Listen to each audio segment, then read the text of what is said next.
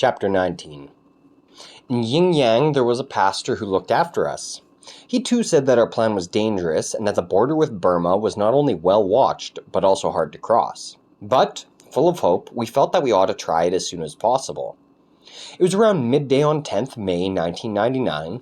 Well-informed members of the church community knew that the soldiers had to sleep around this time because being on guard duty staring at a sluggish river was very boring for them.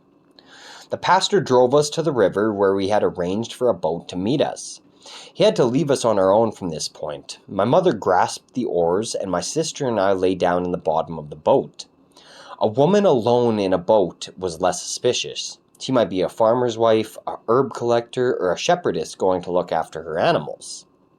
We reached the far bank unharmed and unnoticed and climbed out.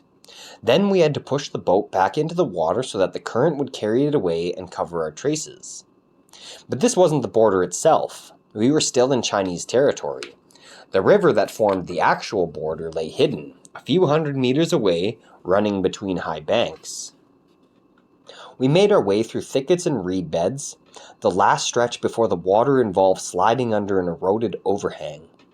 With extreme caution, my mother then stepped into the water and peered along both river banks, but couldn't see anything that might spell danger for us. Apparently there were no soldiers stationed here on the river, or maybe they were lying, dozing in the reed beds. Then my mother takes us by hand. We have our bags on our backs because it is safer that way, even though the handles cut painfully into our shoulders. The first few steps out of the reed bed are terrifying. Suddenly we are visible from all sides. I'm still thinking that we should have waited in the reeds till nightfall, and I hesitate, but we don't dare speak. But my mum draws me forward with great energy. The water gets deeper and deeper. The riverbed is relatively level, and we can feel a few stones with our feet.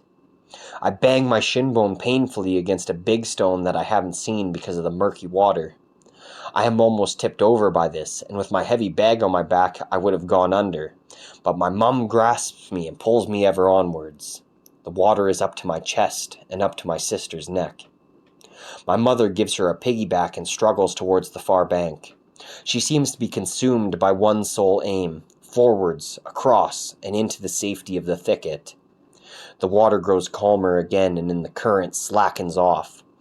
Just a few more yards and we'll be safe.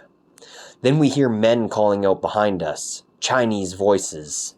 My mum prays loudly for protection and that the blood of Jesus will keep us safe.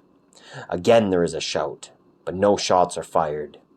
Not one of us dares to turn around. As we reach the bank and run into the reeds, water pours from all over our bodies, and our bags have scooped up plenty of it too, but we are safe. Whether the calls of the Chinese men were aimed at us, whether they were soldiers or farmers in their fields, we don't know, and it doesn't matter anymore. We battle on for a few more feet, through the undergrowth and the loose branches that have caught fast in the bushes at the last high tide, until we come to the embankment. Here we crouch in a hollow for a moment and give thanks to our God. My mum cries and hugs and kisses over and over again. We can sense that the crazy tension has loosened its grip on her. What do I feel? I'm hungry, my shin is smarting, and I want to put some dry trousers on.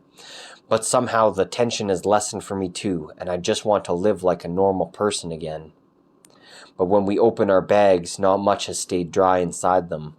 There's nothing to eat either. It occurs to me that our escape is not yet over.